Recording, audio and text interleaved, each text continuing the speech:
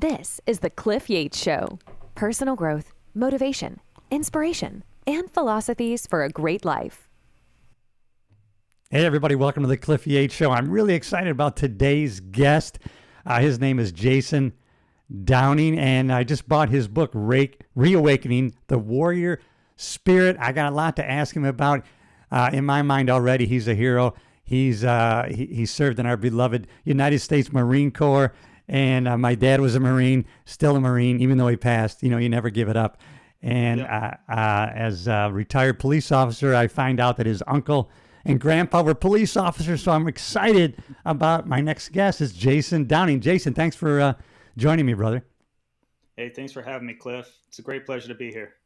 Hey, tell me about your service. You were a captain, right, in the Marine Corps?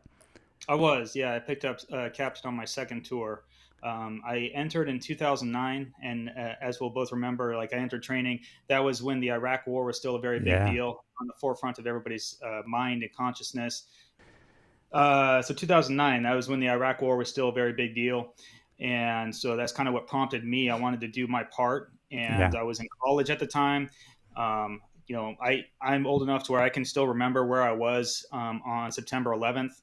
And that, you know, impacted me very personally. I was at home, and I just remember like this out of body experience when I was watching the towers go down, and then going into college. And I heard a bunch of theories. I heard a bunch of philosophy about this and that and why it happens. And this is what the troops want. No, this is what the troops want. And in my mind, I was like, nobody knows what the troops want except the troops, you know? Yeah. Ask them. Why don't we go and talk to them about the mission on the battlefield?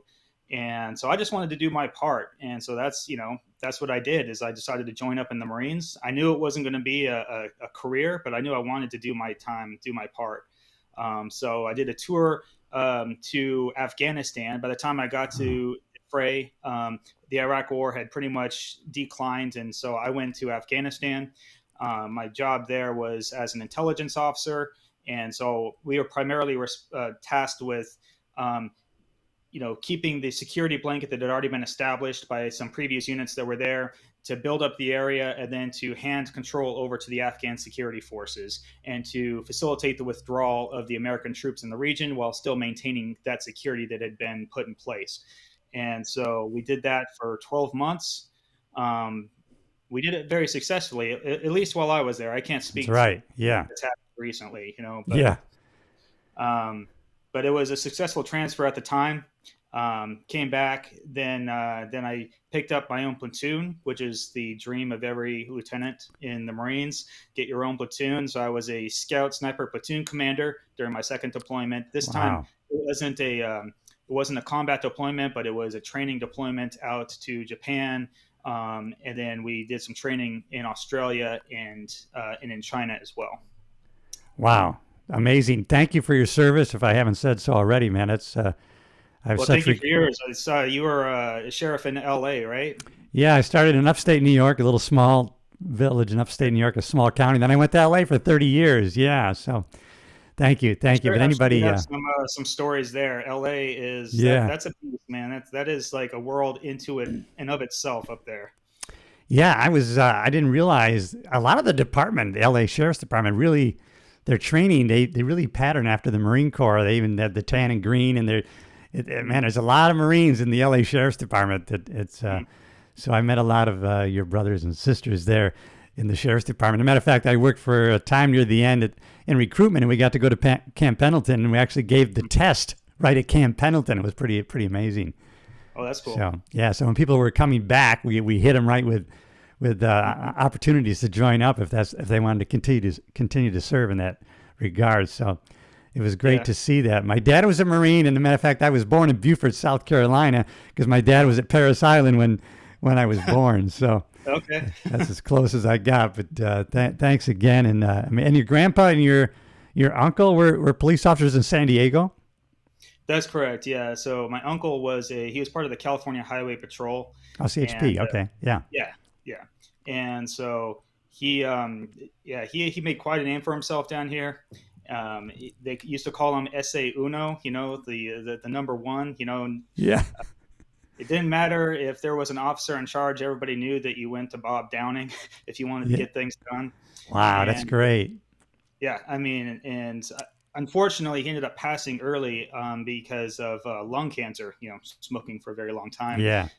But I went to his wake and memorial service, and I got to, as a young, I was like in my early teens at the time, and I heard a lot of his fellow officers get up and just tell their stories and how much they respected him. Yeah. And then on the drive from the memorial service to the cemetery, we actually went. I don't know how well you know San Diego, but we went through 3 major freeways, including the 8 Yep. Oh freeway. yeah. The 8. I know the 8 And going into downtown. Yeah. oh yeah, so you know how busy it is, right? So Oh 4 or yeah. 5 lane freeway, they shut it completely down, so the entire like funeral service could go unimpeded on 3 major freeways. So like that's how Wow. much Yeah. that's how important it was to everybody. It just blew my mind. And Yeah. so I think that's one of the things that made an impression on me. And the idea of service was really cemented. And I started thinking to myself, like, how does somebody garner this much respect and responsibility and give back? And how could I do that in my own life? Yeah. It's kind of it becomes a significant emotional event when you go see one of those funerals, and it's pretty Yeah. amazing with all the lights and traffic shut down. Yeah, we like San Diego. My wife and I used to go to La Jolla quite a bit. Yeah. So we love that area. Of course, it's pretty popular. It's a But beautiful area. yeah. Now, where do you live now? I live in a little town called La Mesa, right next to. It's just it's a little bit inland from Ocean Beach. Uh-huh. Yeah. Yeah, about 20 minutes. And yeah, I live right next to Lake Murray. I don't know if you know where that is. Yeah. Big lake out here, so like I can see it out my Ah, window. It's beautiful. not a bad view to have while you're working during the day. Yeah, that's great. Oh my God. Yeah, oh my God, that's good. So and how long have you been out now of the Corps? I got out in 2014, so it's been a Okay. minute. Yeah, a Yeah, little bit. All right, that's yeah. great.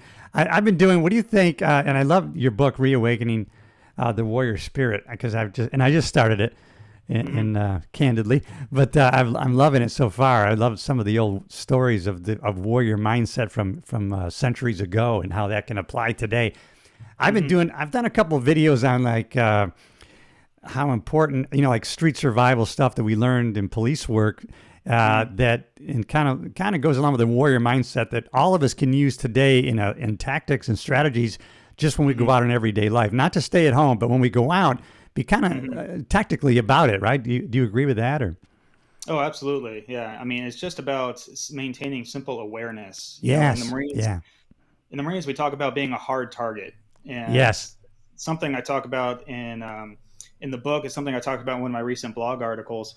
A hard target means that they say be hard to kill, Right. um, Yeah. and and as opposed to easy to kill. Now, what does that mean? So if you're out, doing a patrol in Afghanistan, the simple fact is that when you're doing a counterinsurgency effort like that, and you're the one constantly patrolling, and you can appreciate that as a police officer, that oftentimes you're not going to get the first shot off. Somebody is going to else who is set an ambush or who's waiting for you, they are going to get the initial shot, right? Yeah. And then you're going to have to respond, right? You're not going to be the aggressor in most cases if you're just trying to keep the peace.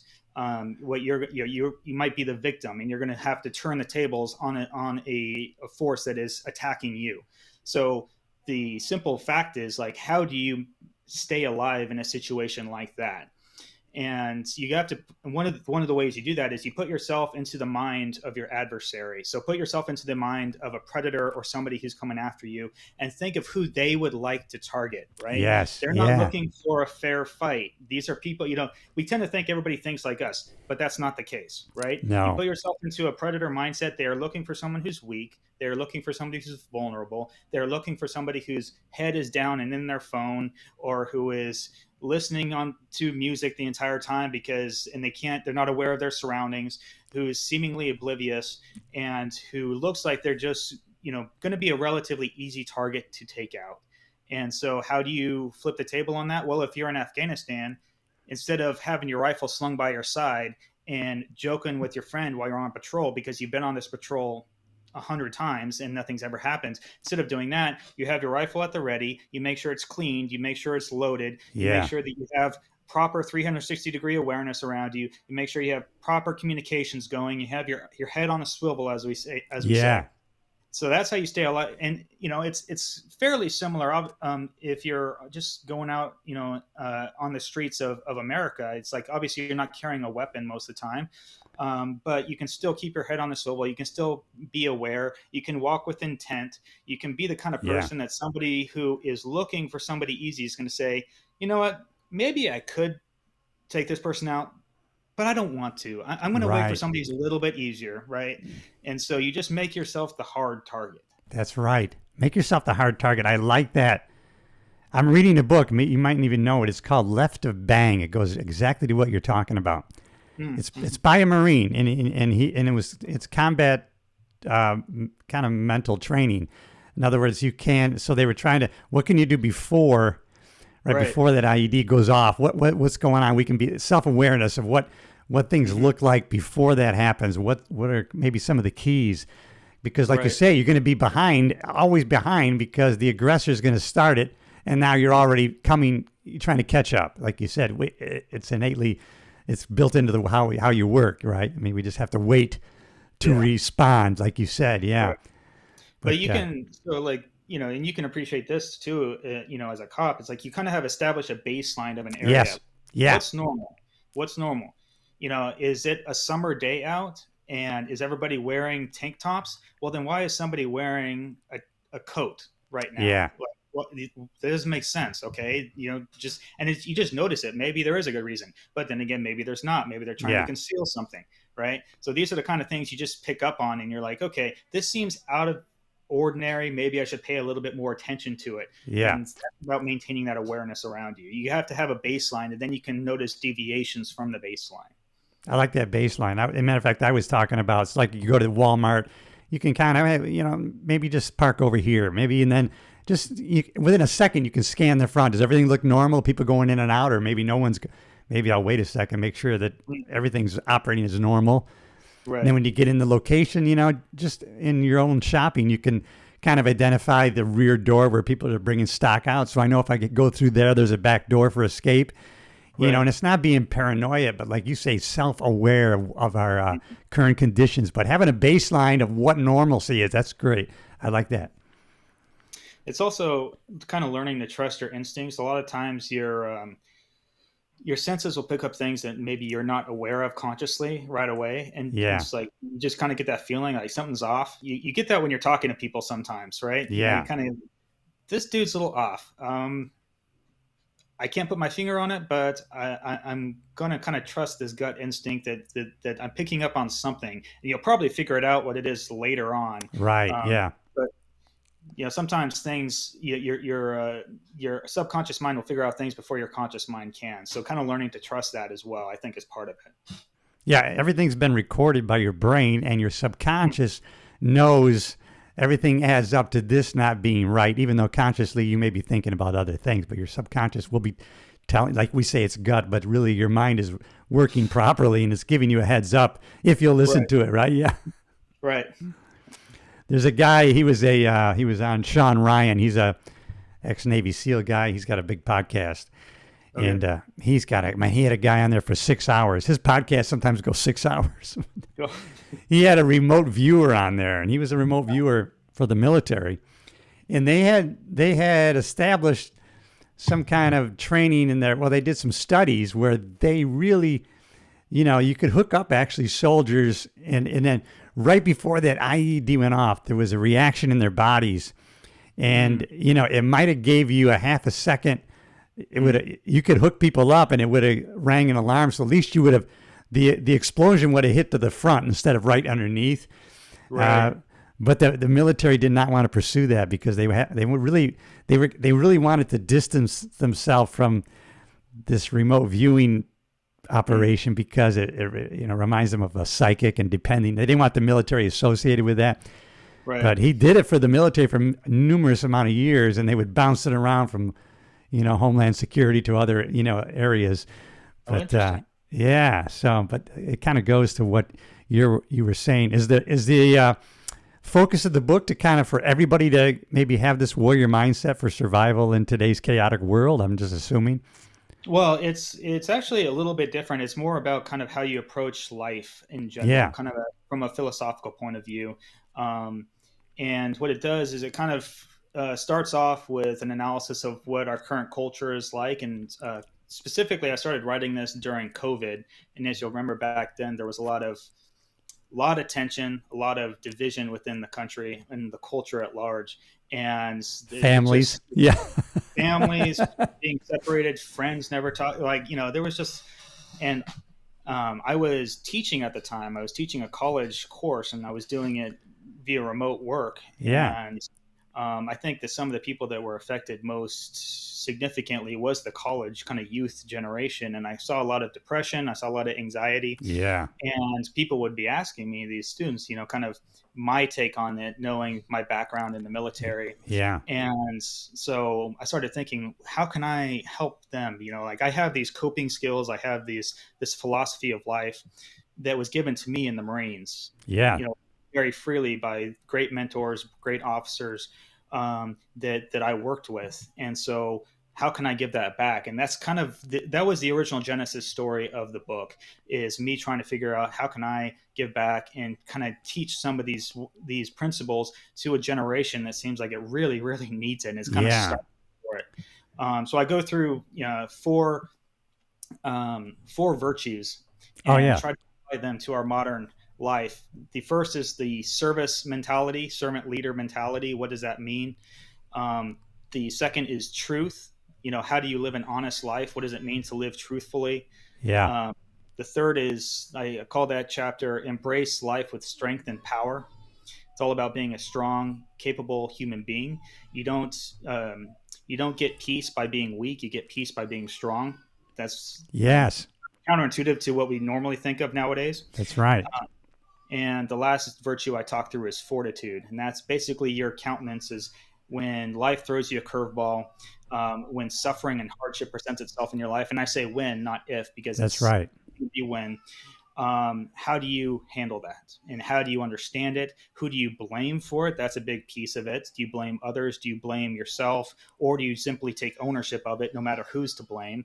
That's more of the military warrior mindset, Yeah. and you accept it as something that can eventually make you stronger and make you better. And so those are the virtues I talk through, and I try to place everything in the context of our modern culture. People have said it's a culture war that's going on. So I kind of like talk about these various ideas that are out there. Two really bad ideas that I kind of bring up are this idea of toxic individualism, is what I call it. The idea that you're an individual that's kind of separated from community, separated from social responsibility. I put that up at one extreme. And on the other extreme, I put up kind of this tribalism that's going on as well, where we're separated into groups and told who we are based on the color of our skin, or based on our sexuality, based Yeah. on sex, gender, whatever, right? Like, people like to put you in a group and say, this is who you are, this is what you need to believe. And so within that, how do we manage a course through that? And in my opinion, it's the warrior spirit. Yeah. So I that's agree. Yeah. I know a lot of people don't get the. Of course, I know it's changed. I mean, I was a little disappointed in somehow some of the actions of the police officers during the pandemic, but people don't realize that law and order, closed border. It really is about it's for freedom. Really, we're not trying to, and especially the police are not trying to take away rights and freedom. It's to actually protect them. People should right. be able to take a walk whenever, wherever they want to. If you Yeah. feel like walking at 2 a.m, you should be able to do that freely without feeling like you're going to be a victim of a violent crime. And Oh, so, I mean, yeah, the whole defund the police thing, whatever that was, like, there was no more idiotic move I've seen in recent times than that, whatever that was. yeah, And I mean, and the tragic part of it all was that the the movement ended up hurting the people that was supposedly aimed at helping the right, most. So if you're exactly. in like a disadvantaged community, which supposedly this is why we're doing this, right? You're the one that wants the police the most in that area, right? Because those are the areas that are going to be targeted the most, are going to be affected the most if we start removing the police officers from patrolling the streets. And so I'm a firm believer that, instead of taking from the police, these people that really sacrifice a lot to be on the streets every single day, we need to be giving more. We need to have, More, yeah. and that's not a denial that like certain things have happened and that there's been terrible incidences with the police. That's what that is saying, well, then we need better training. We need to be able to give more funding for training and for awareness, and to be able to, you don't want cops serving multiple hats. You don't want them to be social workers, right? You don't want them to show up and be, trying to represent the family and trying to represent the courts and trying to represent social workers. Like, they're the cops. They do one thing. This is what I tell people about the Marines. I'm like, the Marines are there for one purpose. Can we be diplomatic? Yes, we can, but that's not our purpose. You don't want us being diplomats because we're not very peaceful. Like, we're there for a single purpose. And that's what the cops are there for. They're there to make sure people follow the law, right? And when people transgress the law, then they are held accountable. That's what you want the police to do. And so the best way to do that is to give more funding, not less. No, I agree. Yeah, that would be nice if that would happen. God, there's another guy. He was a lieutenant, I think, too. I can't remember his name. He's got a book out. It's called The Irresistible Revolution. I think he worked on the Space Force. And he started seeing training that was coming in, and he questioned it, and they kind of forced him out of the service. It was, what do they call it? DEI training was coming in. And he just was, And he testified in Congress, man. He really laid into him that, hey, the military, we deal in lethality. We are lethal. And, I only want the best people working for me. I had someone that was I had a gay person working for me, but he was the best at that position. But you guys you in Congress are introducing things that you know nothing about, and you're making people that are there to be of service, they're questioning, who they're fighting for, and it's not right. And man, he got into their faces, man, but he's still on a he's so well spoken, this guy. I forgot his name, but I'm still in the middle of his book, but man, what do you think about I think a lot of this has, man, there's like an agenda behind that, right? Do you think? I spoke with a guy, and maybe you can relate to this. He was a naval intelligence officer, and in '97, he was sent to take pictures in Vancouver area. The Chinese and the Russians had submarines that were kind of infringing on our waters, I guess, and so he went out there to take pictures, and they were at the surface. And he was snapping so fast ahead of his camera, he had to wait for a second. So he put up his visor, and he thought there was a reflection off the glass of the ship. But the next day he got a call, and they asked him, hey, how's your vision? And he said, well, I think I got some wind shear. It's a little gritty. And you have any headaches? Yeah, I got headaches. And he goes, you were lasered. And then his pilot was lasered too. His pilot called him and said, I woke up with a pool of blood on my pillow. It must have got underneath his shield. And they acknowledged it that day, but the next day they didn't acknowledge it. They said, well, you know what? We think maybe something else happened. And so they never did acknowledge this. He still works for the DOD, but I didn't even know. So I can't imagine what's capable today. So back then, I guess they did a lot of that lasering. Did you have any experience with that, and like EMPs when you were in? Or? So who lasered in? What did it was either the Russian sub or the Chinese. Oh, really? Okay. Yeah. No, but while they were at the service, I didn't have any experience with that personally. I'll say, thankfully. Yeah, because he said even the guy the pilot who was protected, but he said apparently they go out in pulses, right? And so he said he probably got hit 100 times in a matter of a couple of seconds. Wow. And so that's the kind of the flash. He really didn't understand what it was, but he had pictures too that kind of, I guess, it caught it. But I thought that was an amazing story. But yeah. He's it still wouldn't surprise me at all, because I know that kind of technology is out there. It is available.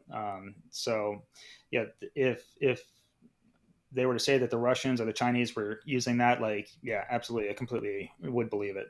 Yeah, I'm reading another book. It basically has to do with the Chinese, their ideology of warfare now. It's like murdering with a borrowed knife, right? It's like or a borrowed gun. Kind of distancing themselves from what's actually happening with, they're bringing fentanyl in. It's more of a bio weapon than it is a drug deal, because most Right. drug dealers, they don't want their users to die. They want them to be hooked, right? Right. You know what? It's really, when you start looking into what's happening, it's pretty Yeah. scary. I was just listening to a podcast about I think it's called the Darien Gap. It's the Yep. Darien Gap. That's a Darien Gap. Yeah. yeah, the Darien Gap. Yeah, and you go down there, these transit camps, and most of the migrants are held in one camp, but then they have a completely separate camp which you're not allowed to go into, which is full of Chinese. Chinese Yeah. middle-aged or Military military-aged age men. male. Yeah. Yeah, and you're not allowed to go in there, and nobody really wants to talk about it. It's kind of hush hush, Yeah. and supposedly they're just all there trying to seek a better life, although there's no children or women with them, so it seems rather suspicious. um, you don't want to put you don't want to put your tinfoil hat on, but then also I'm sitting here back here, like, with being in military intelligence, thinking stuff doesn't add up. I'm not a conspiracy theorist. I'm a stuff doesn't add up and it's getting spooky, kind of guy. And so you don't want to stick your head in the sand either. And No, so, you don't. Yeah. And that goes along with your book, Warrior Spirit. It's about paying attention, testing things, putting it up to the light. Check out that Sean Ryan podcast. He just had another guy. He was an ex-Navy SEAL, and he's been down there 50 times to this Darien Gap. He's kind of set up a base down there. He's studying all this, and I think it's San Vicente is that Chinese camp. He's kind of confront them in the middle of the night, because that's when he found he could get them to talk. But they're very kind of defensive and standoffish. Right. And everybody else is kind of coming through that area up through South America, and they're very, they've been through some rugged times. But he says these Chinese, he said, they're like on vacation. They're still kind of clean, and they've spent time in Cancun, and then they come into this area, and they're getting there's busted. really no reason why they would go through that area. Like, it's kind of a detour if you're coming from China. Yeah. There's no reason why you would enter from that area unless you're purposely trying to camouflage yourself with all the other migrants who are then trying to make their way north, right? That's really the only reason to go through that area if you're coming from China. He said there is some that do fly in. They go directly to Mexico, and some through Canada. But they have it's not systems, but they have a network already, and they are very good at what they're doing. In other words, he finds this guy, this ex-Navy SEAL, he found a lot of the paperwork from all these other people, false IDs and all these other things. But he said, and like when they go into Mexico, the Chinese, they have a burn barrel. They burn everything. They know not to leave evidence behind. They have a thought process behind it. It's kind of scary, but like you said, part of our warrior mindset is not to be afraid, but prepared mentally. And I would like to say also physically, it should go hand in hand. We should be training. We may not know what we're training for, but we really should be training all the time. It may just live a long life, but you never know what battle you might come up against, right? Absolutely. People, they see me in the gym all the time. They're like, what are you training for? And I'm just, life. That's right. Yeah, me too. I'm the same way, man. But we don't have to. I was telling you off camera, part of the kind of the health coach training I'm going through, it's primal health. Basically, it says that we should live then die, right? We can live with a high standard till the end and drop dead. Not this downward spiral until we die. We don't need to be living that way. Yeah, well, we've, in the United States, we've certainly extended the quantity of life, but we have yet to really extend the quality. Yeah, that's right. It's so good. Yeah. And so this is actually one of the things I kind of explore in like one of the later chapters of my book. It's like people invest so much money in trying to look younger, stay younger, forestall. And it's like, what if we just realized, as an alternative mindset, what if you just realize that eventually you will die, and then try to embrace every moment that you have and make it more special in light of the fact that one day you're not going to be here, which makes every single moment you have a lot more significant, a lot more special. Living time with family. And I'm all about extending in life, but it's not just about extending it. It's also about making sure you have quality while you are there, right? And one of the best ways to do that, actually, one of the best ways to facilitate like mental health throughout the course of your life is muscle mass. That's one of the key factors they look at. That's right. Yes. Yeah, I like you said that. As a matter of fact, you probably, as a philosopher, you're familiar with the Stoicism and memento mori. Remember, you're mortal, right? They used to have these Roman soldiers. People would be behind them telling them, remember, you're going to die. Right. And it's not a morbid thing. It's just to kind of just put such a great value on the current life that you have, that you're still here. You're still fogging up a mirror. So let's get after it. Man, I like that. I think that's so important. And you know what? I go along with, also with personal growth is like, and it goes with health. So, if you're making yourself a better communicator, a better listener, and you're making yourself a better person and leader, you're just benefiting everybody around you, your family, your friends, your spouse. Absolutely. And health could be the greatest gift that you give your family, right? They don't want to be taking care of you when you're 70 years old. 100%. Well, and it's also, it's about that, but it's also like, do you want to be present for your grandkids? Like truly present, like mentally, physically present? What about your great grandkids? Do you want to be able to pass on that knowledge that you have to them? Do you want to be able to be in their lives as like an active participant? I remember going and visiting my grandparents, and unfortunately, like, they weren't always there. They were on meds and they were in decline. And it's like, we saw them maybe once a year. And it's like, you can't have a relationship with somebody you just see once a year. That's impossible. No. There's a guy, really Peter Attia is a doctor. He has the Drive podcast. Now, his whole thing is training for those decades when, you're in decline, like, maybe 80 to 90 or 70. And he wants to get to that point. He's training for the centenarian triathlon at 100. So he's concentrating on movements and core strength to be able to get on the floor with your grandkids and be able to pick them up, lift them in the air in your 70s, 80s. And so he's really concentrating on that. I think his wife's like a kinesthetic, trainer. And so she's into like how he does a lot of, he's into like deadlifting and, lift heavy things, things like that. I know you're going into the health field. Tell us a little bit about that. Yeah. So, I've always been very interested in fitness and health. It was one of the things that kind of sparked my interest in the Marines. Yes. Because I knew that if I went into the Marines, I would be put through the rigor, so to speak, and it's a very physically exertive, occupation, and I liked that personally. I just, I played sports growing up, and I was always good at sports, but I had some bad experiences with bad coaches, and then also the more I got into it, the more I realized I didn't necessarily like the sport as much as I liked training in the gym. Yes, yeah. I kind of switched from sports and just started going to the gym, and like that's where I found my people, my group. That's where I belonged when I was in college, and it's just been something that's stuck with me ever since. I wake up at 4 a.m. now, and I go to the gym, and I'm one of the first ones there. Normally the first one there, and people come in, they're like, "When did you get here?" It's like, "Got here at 4:30, man. Like, what's the big deal?" It's just I love the gym, and my wife. She just recently, last year, this is before she got pregnant, right before she got pregnant, she competed in a bodybuilding competition. And so, fitness is something that we both really enjoy, really love. She's a naturopathic physician. Oh my God, that's awesome. Yeah. So she focuses on women's health, primarily hormone health, and longevity. And so that's kind of her niche into what she's in. She also does fertility treatments. That's right. And so we're in the process of purchasing this business. It's going to be kind of my pet project. It's a cryotherapy and wellness studio. And so they have a number of different healing modalities, everything from like cryotherapy to infrared saunas to they have compression sleeves. They have different, they have like a halotherapy. So they have a bunch of different therapies in there, and it's already well developed. So this is a dream of mine personally, and it's something I'm very passionate about. Been into it as a consumer for a very long time. So now I'm going to be running a location. Hey, Jayson, what is what's cryotherapy? Is that the freezing or the cold, extreme cold? Yes.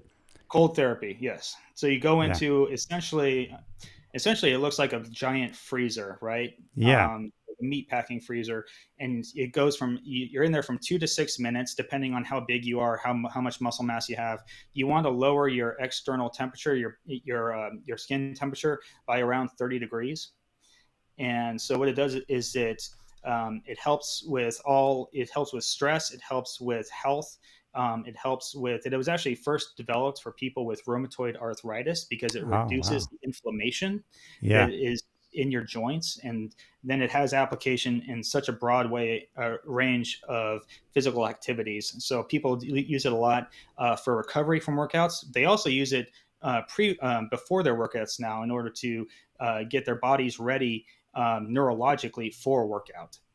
I think I've seen Rafa Nadal, the great tennis player, use it, and I was wondering about it. It was like a long tube, right, that he walked into, or something like that, or right.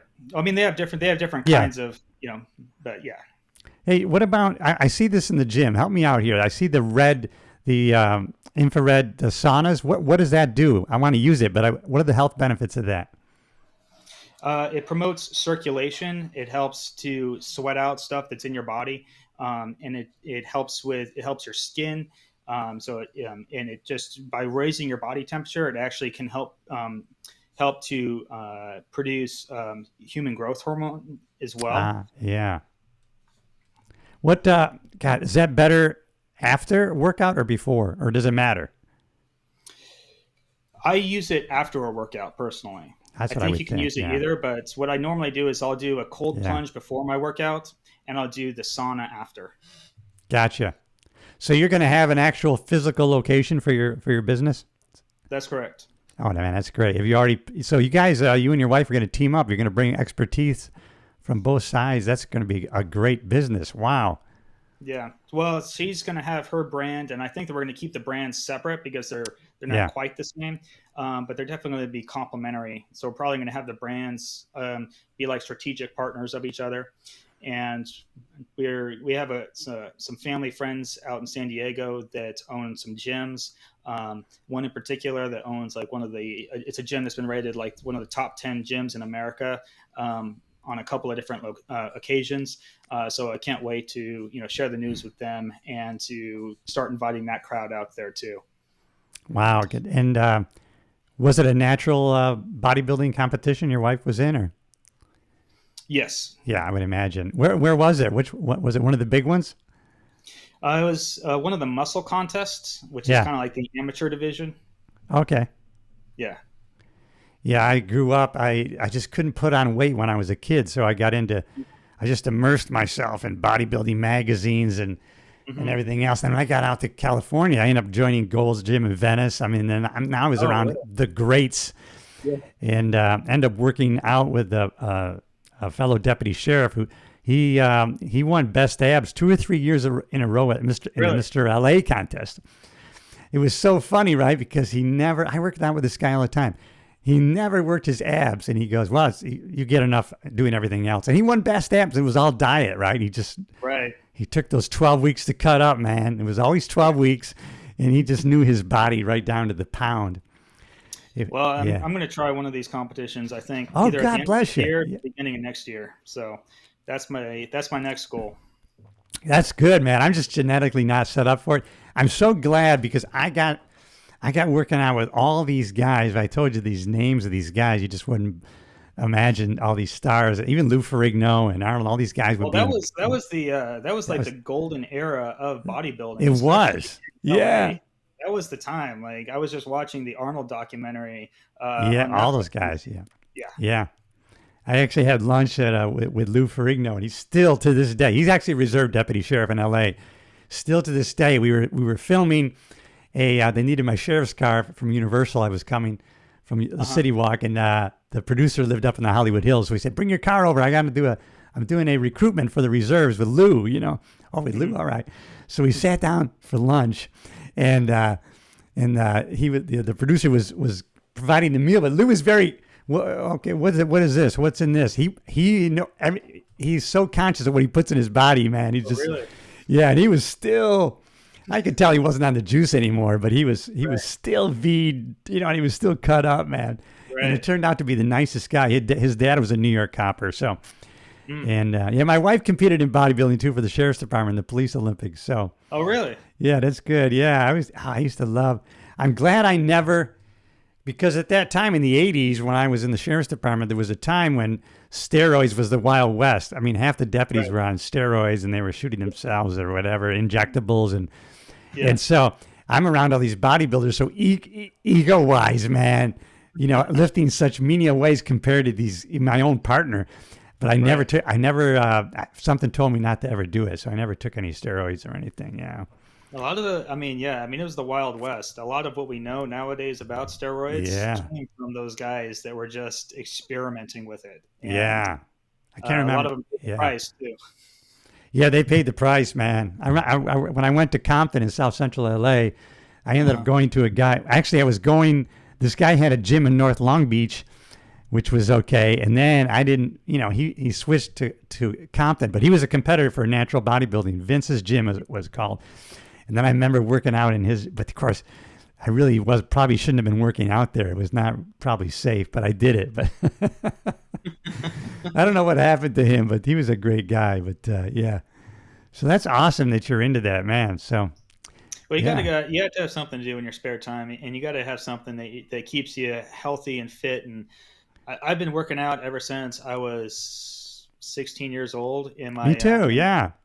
And my parents, it just started in my parents' like living room with like free weights, And I don't know if you remember like the P90X. Yep. Oh yeah. All that. Yeah. Well, I did like the precursor to that, which was Power 90. That was like his very first. Tony Horton. That was his very Tony first Horton. one. Yeah, I remember that. Yeah. Yeah. There was two DVDs. There was a Sculpt and there was a Sweat, and so that was it. And you just went back and forth between the two. So that was like my first very baseline introduction to anything like involving weightlifting. But when you've been in it as long as I have, which is coming up on, well, it's been 20 years now. You got to have something new to keep it interesting, right? And yeah, you do. Yeah. Yeah, it's 50 years for me. So like you get those competitive juices flowing, and then it's just like, okay, now I can push myself to the next level. Now I have a reason to wake up again and get get into the gym early, and so then you start seeing the results, and then it's just it fires you up. It fires you up. I even when I was in New York growing up, of course it was 50 years ago for me, but not. It's only maybe 45 when I went to I think it was a Mr. Universe in Harrisburg, Pennsylvania. And man, I just went there to see that. And it was just so inspiring. And then I went to York, Pennsylvania, where they used to have, if you remember, it was York barbells. I went to see where they were made and all these things. So I got right into it, man. After that, and then I'm trying to think, a couple of the guys that I ended up seeing in that competition. So 10, 15 years later, I ended up seeing these guys in California walking the streets of Santa Monica, just amazing. Yeah. Awesome. Well, hats off to you, man. I want everybody to, I'm going to put all the links to your, coming up on our time here, and I want to give you the last word, but we are, I'm going to put the links to your book. The book is, I just started it, but I couldn't put it down when I started reading it. And so I think it's so important. Mindset just goes along with the body-mind connection is just so important. And the warrior mindset will probably get you, if you're not already into training and physical health, it'll get you there because you're going to start, as soon as you start working out, even though they say you can't outwork out a bad diet, the fact is, when you start working out, you kind of start, why am I going to eat a bad diet when I'm doing all this exercise, right? Right. That's what I've always found. As soon as I get back in the gym, my diet clears up, and not just my diet, but it's like my mind clears up. I'm better spiritually. I'm better like relationally with my friends and family. It's like, I firmly believe all of it's connected. And so, I think that's one of the reasons why they push you so hard in the Marines and run you ragged. It's not just because it's a physical occupation. It's also because when you push people to their limit physically, other things start to develop as well, right? You start to develop your mental stamina. You start to develop your spiritual stamina, and any deficiencies you have in those areas become readily apparent. So now you can realize who somebody actually is when they're lacking on sleep, and when they're tired, and when they're exhausted, and when they haven't had as much food and water as they normally would have, then you start to realize who somebody really is. And so and you realize that about yourself too. And so once you get a picture of who you really are, and also what you can really handle, it's like kind of the volume on everything else in life gets turned down. Yeah. When you realize that you've been pushed to something really difficult and you've overcome it, you've reached the summit of one mountain, even if it's not the tallest mountain in the world, doesn't matter, because you know that you reached at least the top of a mountain, which means it's possible to reach the top of mountains, right? So then you start looking around and you're like, okay, what's the next mountain? What's the next peak? What am I going to climb next? right? And when you reach a problem in life, you look back and you're like, you know what, this is tough, but it's not nearly as bad as what I went through like 2 years ago. I've been through something worse, so that means I can make it through this. And it's just something that keeps your mindset in check. Things that people flip out about, it's just, the volume gets turned down. It's not as important, right? Yeah. I like in one of your other podcasts, you talked about how you were pushed past limits that you thought you couldn't go past. So you kind of eliminated limiting beliefs. And I like that. What you were talking about, hey, you were able to, the Marines, less complaining and you got more accomplished, right? Because you had a different perspective on things. I like that. Less complaining, you're going to get more things done, man. Well, and here's what you're always told in the Marines: whenever you start complaining, whenever you start bitching, they're gonna tell you a story about a different Marine in the past that had less, suffered more, complained about it less, and accomplished far more than you have. Yeah. Did you ever see that? So I did my training. I'll tell you this real quick story. Please, I did my training in Virginia. It was during the winter, and this was during the same winter. Then they got so much snow that DC actually shut down. It was the winter, I think 2009 is what it was. 2009 or 2010. I think it was 2009. And so we were out in the wilderness, in the Virginia wilderness, and we were camping, and sometimes there was like 10 feet of snow out there, and it was bitter cold. And, hypothermia was like a real concern. Yeah. And it was in the middle of all of that, where we're all like thinking we're at the worst that we could possibly be, that they told us about the Marines at the Chosin Reservoir in Korea. Yes. When it was sub-zero temperatures, they were fighting, outnumbered 3 to 4 to 1 by Chinese soldiers, enveloped completely around them. They were fighting in the wilderness, in the mountains, sheer cliffs, sub-zero temperatures against an overwhelming force. And they were still able to make it out alive. And it was one of these most successful tactical military withdrawals in human history. Yes. And that's the story we're told while we're there kind of complaining about being in 25-degree weather, which is still cold, especially when you're wet, but it's not sub-zero. So it's just about giving yourself that perspective of other people have had it worse. They made it through, so can I. Yes. Did you ever see that movie, The DI, with Jack Webb? I did not, no. You got to see it. Promise me you're going to see that, because it's about a drill instructor in the Corps, and Jack Webb is the DI. And man, he's in the barracks. And after I saw that movie, and it takes place in Paris Island, and when I saw that movie, man, I shaved my head and ran 6 miles that day. I mean, he just, you got to just see it. It's just got classic. Yeah, it's awesome, man. And my dad, like I told you, my dad was a Marine. I had so many good friends, man. And so, man, I appreciate your service, and I appreciate this time you spent with me. And I urge people to get your book, The Reawakening of the Warrior Spirit, that we really should all have today. And we are in combat with life, and we can make it much easier if we have that warrior mindset. And I think it goes with the physical too. I've never felt better. I'm 66. I think I could go through the police academy right now.